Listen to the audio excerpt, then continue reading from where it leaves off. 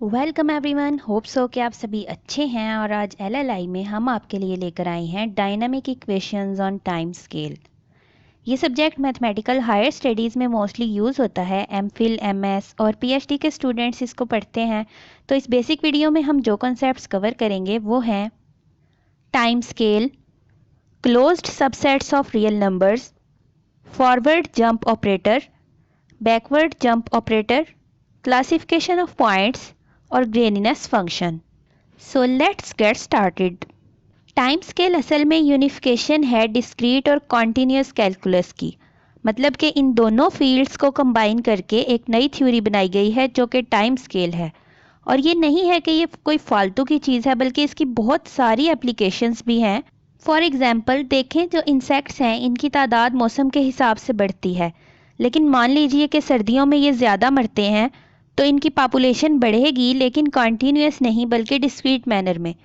क्योंकि अगर पहले गर्मियों में 100 नए आ रहे थे और एक मर रहा था, तो सर्दियों में मरने की तादाद कॉन्टीन्यूस नहीं रहेगी बल्कि डिस्क्रीट हो जाएगी। कभी अगर ज़्यादा सर्दी हुई तो 100 के हिसाब से 30 भी मर सकते हैं। अगर सर्दी कम हुई तो हो सकता है कि 20 मर जाएं, यानी कि कॉन्टीन्यूस वे में नहीं होगी बल्कि डिस्क्रीट मैनर में होगी।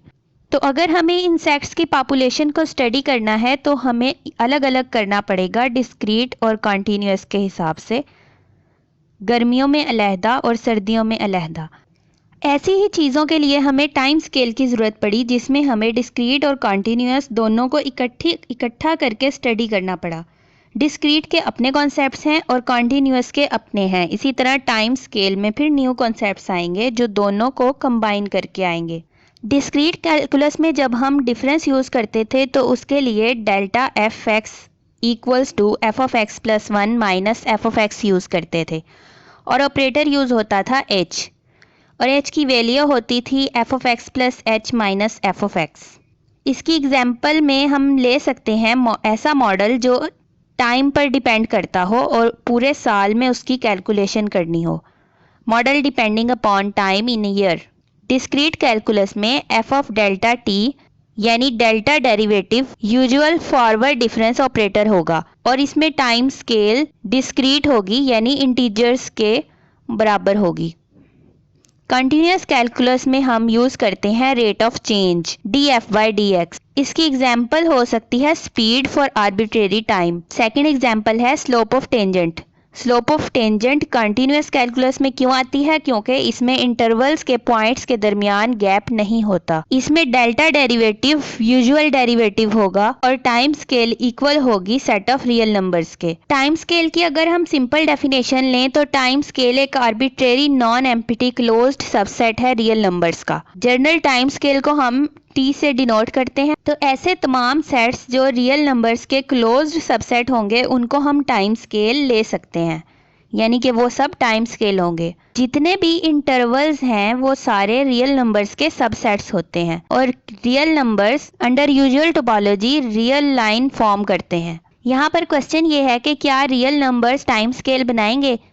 तो रियल नंबर्स क्लोज्ड तो होते हैं, और अगर ये रियल नंबर्स अगर रियल नंबर्स का क्लोज्ड सबसेट हो तो वो टाइम स्केल बनाएगा। यानी रियल नंबर्स क्लोज्ड तो होते हैं क्योंकि रियल नंबर्स में हर कन्वर्जेंट सीक्वेंस अपने ही पॉइंट्स को कन्वर्ज करता है, और हर क्लोज्ड सेट अपने आप का सबसेट होता है। तो रियल नंबर्स क्लोज्ड सबसेट होंगे रियल नंबर्स। इसका मतलब कि रियल नंबर्स टाइम स्केल होती है। क्लोज्ड सबसेट्स की एक डेफिनेशन ये है कि क्लोज्ड सबसेट ऐसे सबसेट होते हैं जो अपने तमाम लिमिट्स पॉइंट्स को कंटेन करते हैं। क्लोज्ड इंटरवल्स क्लोज्ड सेट होंगे या नहीं? जो क्लोज्ड सबसेट्स होते हैं रियल नंबर्स के वो क्लोज्ड इंटरवल्स होते हैं, और क्लोज्ड इंटरवल्स क्लोज्ड सेट होते हैं। तो सेट ए बी जो दोनों साइड से क्लोज है, इसको हम एक और तरीके से भी क्लोज प्रूव कर सकते हैं। ए बी का कंप्लीमेंट लें तो वो आएगा आर माइनस ए बी, और आर माइनस ए बी को हम लिख सकते हैं minus infinity to a open interval union b to infinity open interval, और यूनियन ऑफ ओपन इंटरवल्स आ गई। सेट ए बी का कंप्लीमेंट ओपन है, इसका मतलब कि सेट ए बी क्लोज्ड है। दूसरा तरीका इसको क्लोज प्रूफ करने का ये है कि सेट ए बी कंटेन करता है ए और बी को, जो कि इसके लिमिट पॉइंट्स हैं। इसका मतलब कि ए बी सेट क्लोज्ड है। ये थे फाइनाइट इंटरवल्स। अगर इनफाइनाइट इंटरवल्स आए जैसे कि ए टू इन्फिनिटी, जिसमें ए साइड से क्लोज है और इन्फिनिटी से ओपन है, इसका अगर कंप्लीमेंट लें तो वो आएगा minus infinity to infinity minus a to infinity, और इसका आंसर होगा minus infinity to a open interval. अब ए टू इन्फिनिटी का कंप्लीमेंट ओपन इंटरवल आ गया, इसका मतलब कि ए टू इन्फिनिटी क्लोज्ड है। और चूंकि सारे इंटरवल्स रियल नंबर्स का सबसेट होते हैं और ये क्लोज्ड भी हैं, इसका मतलब कि ये टाइम स्केल बनाते हैं। इनफाइनाइट इंटरवल की second example minus infinity to d type अगर कोई इंटरवल हो तो इसको कैसे प्रूव करेंगे। माइनस इन्फिनिटी टू डी का कंप्लीमेंट लें, वो आएगा minus infinity to infinity minus minus infinity to d, और इसे हम लिखेंगे d to infinity open interval. और इसका माइनस इन्फिनिटी टू डी का कंप्लीमेंट ओपन इंटरवल है, इसका मतलब कि minus infinity to d closed होगा, और ये एक इंटरवल है तो ये रियल नंबर्स का सबसेट होगा। इसका मतलब कि ये टाइम स्केल बनाएगा। Set off integers time scale बनाएंगे या नहीं ये कैसे हम फाइंड करेंगे। सेट ऑफ इंटीजर्स क्लोज्ड होते हैं, क्योंकि सेट ऑफ इंटीजर्स का कंप्लीमेंट लें तो वो यूनियन ऑफ ओपन इंटरवल्स आएगी, और union of any number of open intervals open होती है। इसका मतलब कि सेट ऑफ इंटीजर्स का कंप्लीमेंट ओपन है तो सेट ऑफ इंटीजर्स क्लोज्ड हैं, और सेट ऑफ इंटीजर्स जो हैं वो रियल नंबर का सबसेट भी हैं। इसका मतलब कि set off integers time scale बनाएंगे। Set of natural number closed है या नहीं ये हम कैसे प्रूव करेंगे। सेट ऑफ नेचुरल नंबर्स का complement union of open intervals आएगी, तो इसका मतलब set of natural numbers closed होंगे, और ये रियल नंबर्स का सबसेट भी है। इसका मतलब कि सेट ऑफ नेचुरल नंबर्स भी टाइम स्केल बनाएंगे। एन नॉट को हम लिखते हैं whole numbers minus N not, यानी कि नॉन नेगेटिव इंटीजर्स। अब नॉन नेगेटिव इंटीजर्स क्लोज्ड होते हैं या नहीं। नॉन नेगेटिव इंटीजर्स भी क्लोज्ड होते हैं और ये टाइम स्केल भी बनाते हैं, क्योंकि नॉन नेगेटिव इंटीजर्स को भी हम यूनियन ऑफ ओपन इंटरवल्स में लिख सकते हैं, क्योंकि set of non negative integers के कंप्लीमेंट को भी हम यूनियन ऑफ ओपन इंटरवल्स की फॉर्म में लिख सकते हैं। तो इसका मतलब कि set of non negative integers and not time scale बनाएंगे। एक इंटरवल है 0 to 1 यूनियन 2 to 3, ये टाइम स्केल है या नहीं ये हम कैसे प्रूव करेंगे। मान लीजिए कि 0 to 1 यूनियन 2 to 3 इक्वल है एस के। एस का complement union of open intervals है और union of open intervals open होती है। एस का कंप्लीमेंट ओपन है, इसका मतलब कि एस क्लोज्ड है। एस है तो क्लोज्ड, और एस यूनियन है क्लोज्ड इंटरवल्स की। क्लोज्ड इंटरवल्स की यूनियन होती है वो रियल नंबर्स का सबसेट होती है। इसका मतलब कि एस टाइम स्केल बनाएंगे। कैंटर सेट क्लोज्ड है या नहीं ये कैसे प्रूव होगा। कैंटर सेट की डेफिनेशन है an uncountable closed set having measure 0। इसका मतलब कि कैंटर सेट क्लोज्ड है, तो कैंटर सेट भी टाइम स्केल बनाएंगे। Set of rational number, set of irrational number, complex number और ओपन इंटरवल्स टाइम स्केल नहीं बनाते। नेक्स्ट हम पढ़ेंगे forward jump operator. Let t be a time scale. For t belongs to time scale, we define the forward jump operator as sigma एक mapping है time scale से time scale पे, तो sigma of T defined होगा t के उन तमाम elements का इन्फीमम, टाइम स्केल के उन तमाम एलिमेंट्स का इन्फीमम जो t से बड़े होंगे। और बैकवर्ड जंप ऑपरेटर को रो से डिनोट करते हैं। रो भी एक मैपिंग होगी टाइम स्केल से टाइम स्केल पे, जिसे हम डिफाइन करेंगे टाइम स्केल के उन तमाम एलिमेंट्स का सुप्रीमम जो टी से छोटे होंगे। अब जो सिग्मा ऑफ टी है वो टी के बराबर आएगा अगर टी टाइम स्केल का मैक्सिमम एलिमेंट होगा। टाइम स्केल के जो फॉरवर्ड जंप ऑपरेटर था वो क्या था, टाइम स्केल के उन तमाम एलिमेंट्स का इन्फीमम जो टी से बड़े होंगे।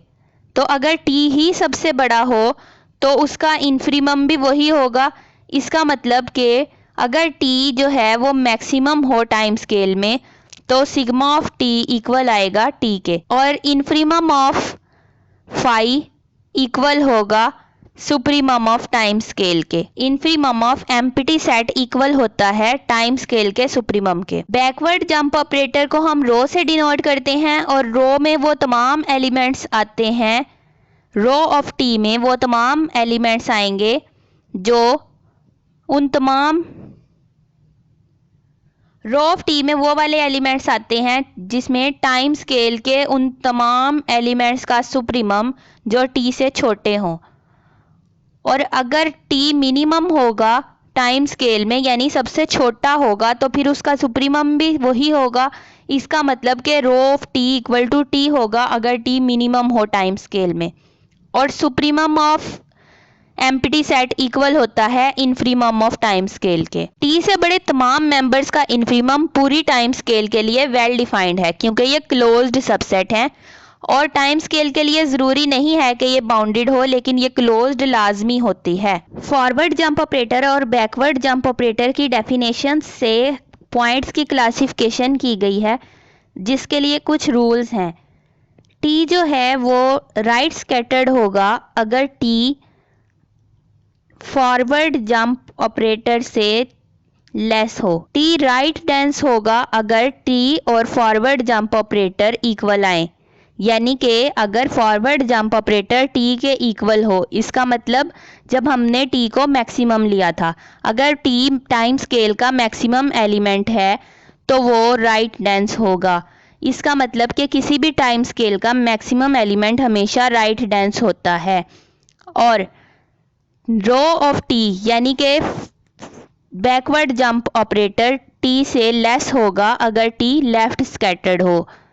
Forward jump operator backward jump operator से बड़े सारे एलिमेंट्स, अगर बैकवर्ड जंप ऑपरेटर टी से लेस हो तो टी लेफ्ट स्कैटर्ड होगा। अगर बैकवर्ड जंप ऑपरेटर टी के बराबर आए यानी कि टी टाइम स्केल का मिनिमम एलिमेंट हो तो टी आइसोलेटेड होगा। और अगर ये तीनों इक्वल हों, backward jump operator, forward jump operator और टी, तो फिर टी डेंस होगा। इसका मतलब यहाँ से हम ये चीज़ देख सकते हैं कि टाइम स्केल का जो मिनिमम एलिमेंट होगा वो हमेशा आइसोलेटेड होगा और टाइम स्केल का जो मैक्सिमम एलिमेंट होगा वो हमेशा राइट डेंस होगा। फॉरवर्ड जंप ऑपरेटर से छोटे तमाम एलिमेंट्स राइट स्कैटर्ड होंगे और फॉरवर्ड जंप ऑपरेटर के तमाम एलिमेंट्स राइट डेंस होंगे। बैकवर्ड जंप ऑपरेटर से बड़े तमाम एलिमेंट्स लेफ्ट स्कैटर्ड होंगे और बैकवर्ड जंप ऑपरेटर के तमाम एलिमेंट्स लेफ्ट डेंस होंगे। और ऐसे एलिमेंट्स जो लेफ्ट डेंस भी हों और राइट डेंस भी हों वो डेंस होंगे, और ऐसे एलिमेंट्स जो राइट स्कैटर्ड और लेफ्ट स्कैटर्ड होते हैं उनको आइसोलेटेड पॉइंट्स कहते हैं। T1 लेफ्ट और राइट डेंस है, T2 लेफ्ट डेंस है और T2 लेफ्ट डेंस है और राइट स्कैटर्ड है, T3 राइट डेंस है और लेफ्ट स्कैटर्ड है, और T4 लेफ्ट और राइट स्कैटर्ड है। T1 डेंस है और T4 आइसोलेटेड है। ग्रेनीनेस फंक्शन।